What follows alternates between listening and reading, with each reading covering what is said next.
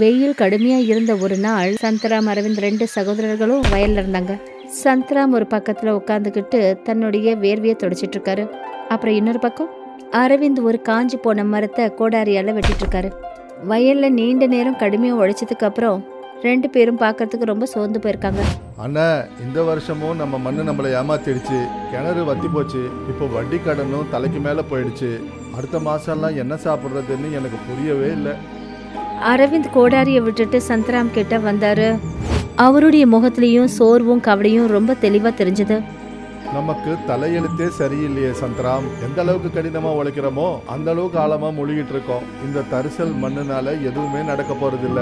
அற்புதம் எதுவும் நடக்கலன்னா இந்த கிராமத்தை விட்டு நாம வெளியேற வேண்டியதா இருக்கும். காட்டுக்கு அந்த பக்கம் புதுசா ஒரு நகரம் ஏற்பட்டிருக்குன்னு கேள்விப்பட்டேன். அங்க நல்ல வேலை கிடைக்கும். நாம ஏன் அங்க போய் ஏதாவது வேலை செய்யக்கூடாது? இங்க இருக்கிறதுனால நம்ம பட்னியா தான் இருக்க முடியும். நீ சொல்றதும் சரிதான். இங்க உட்கார்ந்து அழுவுறதுனால வயிறு நிறைய போறது இல்ல. வா, இன்னைக்கே அந்த காட்டு வழி பாதையில போவோம். குறுக்கு பாதையில போனா கண்டிப்பா சாயந்தரத்துக்குள்ள நகரத்துக்கு போய் சேர்ந்துருவோம். 2 பேரும் அவங்களோட ஆயுதங்களை அங்கேயே நிலத்துல விட்டுட்டாங்க. அப்புறம் அடர்ந்த காட்டை நோக்கி போக ஆரம்பிச்சாங்க. அரவிந்தும் சந்தராமும் காட்டுல குறுகலான பாதையில போய்கிட்டு இருக்காங்க. உயரமான மரங்கள்லாம் அந்த மாதிரி நின்றுட்டு இருக்கு. வெயில் கூட கஷ்டப்பட்டு தான் கீழே படுது. 2 பேரும் யாரையும் கேட்காம அவங்க மனசுக்கு பட்ட பாதையில முன்னாடி நடந்து போயிட்டு இருக்காங்க. அண்ணா, இந்த பாதை ரொம்பவே அமைதியா இருக்கு. இங்க எந்த பறவைகளோட சத்தமும் கிடையாது, விலங்குகளோட சத்தமும் கிடையாது. எனக்கு என்னமோ கொஞ்சம் வித்தியாசமா தெரியுது. பயப்படாத சந்திராம், இதெல்லாம் நம்மளுடைய பயம்தான். நாம நடந்து போயிட்டே இருப்போம். நகரத்துக்கு போய் சேர்ந்ததும் நாம இதெல்லாம் மறந்துடுவோம். போற பாதையில உன்னுடைய கவனம் இருக்கட்டும். முன்னாடி நடந்து போக போக திடீர்னு சந்தராமோட கால் ஒரு மரத்தோட வேரோட மாட்டிக்கிச்சு. அப்புறம் அவர் தரையில போய் விழுந்தாரு. விழும்போது அவருடைய கை தரையில இருந்த ஏதோ ஒரு பொருள் மேல பட்டுச்சு. அரவிந்த் நேரா அவரை நோக்கி ஓடினாரு. அவரை தூக்கி விடுறதுக்கு உதவி பண்றாரு. பாத்துப்பா, நீ நல்லா இருக்கல்ல? நான் நல்லா இருக்கேன்னு. இங்க இலைகளுக்கு கீழே ஏதோ ஒண்ணு இருக்கு. அரவிந்த் கீழே குனிஞ்சு காஞ்ச இலைகளை அகற்றினாரு. தரையில 2 முகமூடி தெரிஞ்சது. ஒன்று நல்ல வெள்ளையா, இன்னொன்று அப்படியே கருப்பா. அண்ணா, என்ன இது பாருங்க, இது முகமூடி. சந்தராம் முன்னாடி போய் வெள்ளை முகமூடியை கையில் எடுத்தாரு. அது கையில ரொம்ப லேசாவும் அடக்கமாவும் தெரிஞ்சது. சந்தராம் அதை பார்த்துக்கிட்டே இருந்தாரு. அதுல இருந்து அவருடைய பார்வையை அகற்றவே முடியல. இது எவ்வளவு அழகா இருக்குன்னு. இது என்ன கூப்பிடுற மாதிரியே தெரியுது. இது பார்க்கும்போது மனசுக்கு ரொம்ப அமைதியா இருக்கு. அரவிந்த் கருப்பு முகமுடியை எடுத்தாரு. அதை கையில எடுத்ததுமே அவரு ஏதோ ஒரு மாதிரி உணர்ந்தாரு. அப்புறம் இந்த கருப்பு முகமுடி, இதுல ஒரு வித்தியாசமான விஷயம் இருக்கு. இத கையில எடுத்த உடனே எதையும் என்னால பண்ண முடியுன்ற நம்பிக்கை வந்துருச்சு. யாரும் என்னுடைய பாதையை தடுக்க முடியாது. ஆனா எனக்கு தெரிஞ்சு இது இங்கேயே விட்டுணும்னு தோணுது. இது ஏதோ மாய விஷயம் போல தோணுது. இல்ல, இதை நாம கூடவே எடுத்துட்டு போவோம். நகரத்துல இதை நாம வித்தோம்னா நமக்கு நல்ல பணம் கிடைக்கும். சந்தராம் எதையோ சொல்றதுக்கு முன்னாடியே அரவிந்த் அந்த முகமுடியை எடுத்து தன்னுடைய முகத்துல மாட்டிக்கிட்டாரு. அதே நொடி ஒரு வினோதமான பலம் சந்தராமையும் பிடிச்சி எடுத்தது. அப்புறம் அவரே அந்த வெள்ளை முகமுடியை அணிஞ்சுக்கிட்டாரு. 2 பேரும் அந்த முகமுடியை முகத்துல போட்டதுமே அந்த முகமுடி தானாவே மின்ன ஆரம்பிச்சது. அடுத்த நாள் 2 சகோதரர்களும் திரும்பி கிராமத்துக்கு வந்தாங்க. அந்த முகமூடி அவங்க முகத்துல எப்படி இருக்குன்னா அது அவங்க முகத்தோட ஒரு பகுதி மாதிரி தெரிஞ்சது. மக்களுக்கு கொஞ்சம் வித்தியாசமா தெரிஞ்சது. ஆனா பெருசா யாரும் கவனிக்கல. நடந்து போயிட்டு இருக்கும்போது ஒரு வயசான அம்மா தலையில பாரமான விறகுகளை சுமந்துக்கிட்டு போறாங்க. ஒரு கல்லு மேல தட்டி கீழே விழுந்துட்டாங்க. அப்புறம் அவங்களால எழுந்துக்க முடியல. வெள்ளை முகமுடி போட்டிருந்த சந்தராம் உடனே அவங்க கிட்ட போனாரு. அவங்கள தூக்கினாரு. அவங்களுடைய விறகுகளையும் எடுத்து அவங்க கையில கொடுத்தாரு. அம்மா, நீங்க கவலையே படாதீங்க. நான் உங்களுக்கு உதவி பண்றேன். இந்த விறகை நான் உங்க வீட்டு வரைக்கும் கொண்டு வந்து கொடுக்கறேன். நீங்க வேலை செய்ய வேண்டிய அவசியமே இல்லை. அந்த வயசான அம்மா கொஞ்சம் அதிர்ந்து தான் போனாங்க. ஆனா அவங்களுடைய முகத்துல நன்றி உணர்வு தெளிவா தெரிஞ்சது. அரவிந்த் இது எல்லாத்தையும் பார்த்தாரு. ஆனா பெருசா எதையும் எடுத்துக்காம முன்னாடி நடந்து போனாரு. முன்னாடி நடந்து போக போக அரவிந்த் ஒரு ஆள் மேல போய் மோதினாரு. அவரு அரிசி மூட்டை தூக்கிட்டு போனாரு. மோதினதும் அவர் கையில இருந்த அரிசி மூட்டை கீழே விழுந்துடுச்சு. உங்களால பார்த்து வர முடியாதா?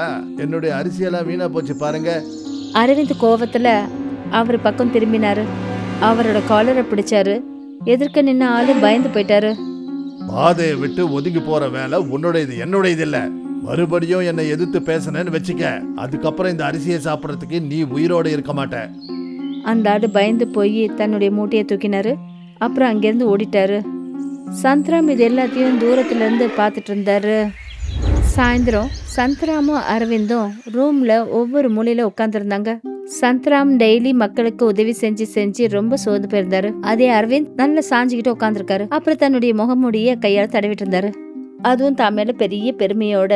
சந்தராம் தன்னுடைய முகமூடியை கலட்டுறதுக்கு முயற்சி பண்றாரு. ஆனா அது முகத்தோட ஒட்டிக்கிட்ட மாதிரி ஆயிடுச்சு. அண்ணா, என்ன இது? என்னால என்னையே கண்ட்ரோல் பண்ணிக்க முடியல. இன்னைக்கு மத்தியானம் நம்ம கிட்ட இருக்கிற ரொட்டி எல்லாத்தையும் ஒரு பிச்சைக்காரனுக்கு போட்டேன். ஆனா எனக்கே ரொம்ப பசியா இருந்தது.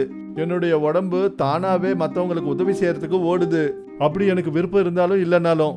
இதுல என்ன தப்பு? நீ நல்லவனா மாறு, என்ன பலசாலியா ஆக விடு. நான் இன்னைக்கு கடைக்காரங்கிட்ட இருந்து எல்லா பொருளையும் இலவசமா வாங்கிட்டேன். அந்த மனுஷன் பயந்துகிட்டு என்கிட்ட பணமே கேட்கல. இததான் பலன்னு சொல்லுவாங்க சந்தராம். இல்லண்ணே, இது ரொம்ப தப்பு. நீங்க அந்த மாதிரியான ஆள் கிடையாது. நீங்க என்னைக்கும் யாரையும் பயமுறுத்தினதே கிடையாது. இந்த கருப்பு முகமூடி உங்களுக்குள்ள வெறுப்பை ஏற்படுத்துது. இதை உடனே கழட்டுங்க அண்ணே. அரவிந்த் திடீர்னு எழுந்து நின்னாரு. அப்புறம் கோவத்தோட சந்தராம திரும்பி பார்த்தாரு. வாய மூடு. இதை எப்பவும் நான் கழட்ட மாட்டேன். இந்த முகமுடி பலவீனமா இருந்து என்ன காப்பாத்திருக்கு. இனிமே கடங்காரனோ இல்ல பட்னியை பத்தியோ எந்த பயமும் எனக்கு இல்ல. நீ இந்த போலி நன்மையோடவே இருந்துக்க. எனக்கு கத்து கொடுக்காத. அரவிந்த் கோவத்தோட வெளியில கிளம்பி போனாரு. ஆனா சந்தராம் வீட்டுல உட்காந்துக்கிட்டு தான் அண்ணனோட மாற்றமான நடவடிக்கையை நினைச்சு ரொம்ப கவலையோட இருந்தாரு. அரவிந்த் கூட்டமா இருக்கிற மார்க்கெட்டுக்கு போனாரு. அப்புறம் ஒரு சின்ன உணவு கடையில உட்காந்துக்கிட்டு என்னென்னமோ சாப்பிட ஆரம்பிச்சாரு. அதுக்கப்புறம் புறப்பட்டு போனாரு. தம்பி அரவிந்த், இதுக்கு பணத்தை கொடுத்துட்டு போங்க. காலையில இருந்து எந்த வருமானமும் எனக்கு இல்ல. என் கைக்கு என்ன வந்ததோ அது எனக்கு சொந்தமானது. மறுபடியும் பணம் கேட்டேன்னு வச்சுக்க, உன்னுடைய கடைக்கு நான் நெருப்பு வச்சிடுவேன். சந்தராம் அங்கேருந்து ஓடி வந்தாரு. அப்புறம் அரவிந்த தடுத்து நிறுத்தினாரு. அண்ணா நில்லுங்கண்ணே, இது ரொம்ப தப்பு. நீங்க இப்படி செய்யறதை நான் விட மாட்டேன். நீ என்னுடைய பாதையில குறுக்க வரியா சந்தராம்? நீ இந்த மாதிரி சின்னதா நல்லது செய்யறேன்ற ஆசையில உன் அண்ணனுக்கே நீ விரோதியா மாறிட்டியா? நான் விரும்பல அண்ணன், ஆனா என்னுடைய முகமுடி என்ன தடுக்குது. உங்களுக்கு பாதிப்பை ஏற்படுத்துன்னு சொல்லுது. அப்பதான் நல்லதுக்கான வெற்றி கிடைக்கும்னு சொல்லுது. அரவிந்த் கோவத்துல சந்தராம தள்ளி விட்டுட்டாரு. அவர் போய் தரையில விழுந்தாரு. பக்கத்துல இருந்தவங்க எல்லாம் பின்னாடி விலகி போனாங்க.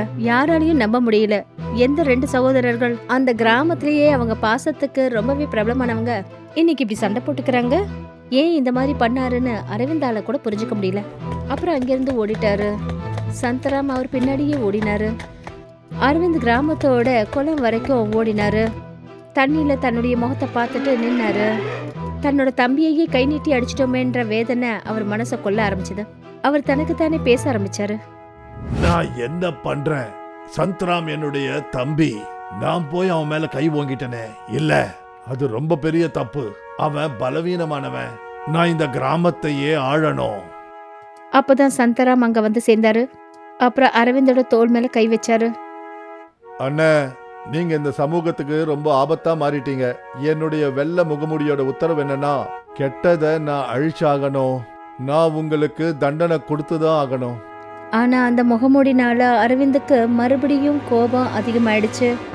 அப்படின்னா உன்னுடைய மகா நன்மைக்காக இந்த அண்ணனைய கொல்லுவ?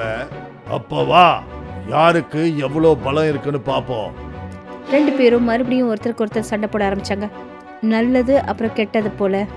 எப்படி இருக்குன்னா ஏதோ தெரியாத ஒரு சக்தி ரெண்டு பேரும் சண்டை போடுறதுக்கு கட்டாயப்படுத்துற மாதிரி இருந்தது. அண்ணா, என்னை தடுத்து நிறுத்துங்க. நான் உங்களை கொல்ல விரும்பல. என்னுடைய கைகள் தானாவே எழும்புது. சந்தராம், என்னாலையும் என்ன தடுத்து நிறுத்திக்க முடியல. இந்த கருப்பு முகமுடிய மூளையே குழப்புது. எனக்கு வெறுப்பு மட்டும்தான் தெரியுது. ரெண்டு பேரும் ஒருத்தர் கழுத்தை பிடிச்சுக்கிட்டாங்க. உள்ளுக்குள்ள ரெண்டு பேரோட ஆத்மாவும் துடிக்குது. அப்பதான் அரவிந்த் அப்புறம் சந்தராம்குள்ள இருந்து அவங்களுடைய குரல்களே அவங்கள கூப்பிட ஆரம்பிச்சது. இல்ல, என்னுடைய தம்பி ரத்தத்தை நான் சிந்த விடமாட்டேன். எனக்கு இந்த பலம் தேவையில்லை. நான் ராஜாவாக விரும்பல. எனக்கு என்னுடைய தம்பி திரும்பி வேணும். எனக்கும் தேவையில்லை இந்த வலுக்கட்டாயமான நல்லது. என் அண்ணனை விட்டு பிரிக்கிற சக்தி எனக்கு தேவையில்லை. இது தர்மமே கிடையாது. நான் சந்தராம், நான் ஒன்னும் கடவுள் இல்ல. ரெண்டு பேரும் ஒருத்தர் விட்டாங்க. அப்புறம் முகமூடியை கலட்டுறதுக்கு முயற்சி பண்றாங்க. ஆனா அந்த முகமூடி கொஞ்சம் கூட அசைற மாதிரி தெரியல. ஆனா ரெண்டு பேரோட பாசமும் ரொம்ப சக்தி வாய்ந்ததுன்னு நிரூபணமாச்சு. அப்புறம் 2 பேரும் சேர்ந்து அவங்களோட முகமுடியை எடுத்து தூக்கி வீசினாங்க. முகமூடி கீழே போய் விழுந்தது. அப்புறம் 2 பேரும் மூச்சு திணறி நின்னாங்க. அரவிந்த் முன்னாடி போனாரு. சந்தராம கட்டி இறுக்கி அணைச்சுக்கிட்டாரு. என்ன மன்னிச்சிரு சின்னவனே, பலசாலி ஆகணுன்ற எண்ணம் என்ன குருடனாக்கிடுச்சு. ஒரு மனுஷன் நல்லவனாவும் பலசாலியாவும் ஆகிறதுக்கு வெளியிலேந்து வர எந்த முகமுடியும் தேவையில்லை. நமக்குள்ள இருக்கிறது தான் அதான் உண்மையானது. அப்புறம் எனக்கும் புரிஞ்சிடுச்சு அண்ணன், ஒரு முகமுடியோட ஆசையில செய்யற நல்லது உண்மையான நன்மை கிடையாது. உண்மையான நல்லது எதுனா நாம நம்மளுடைய விருப்பத்தோட நம்மளுடைய நிதானத்துல செய்யறது. 2 பேரும் அந்த முகமுடியை எடுத்தாங்க. அந்த குளத்துல தூர தூக்கி வீசினாங்க.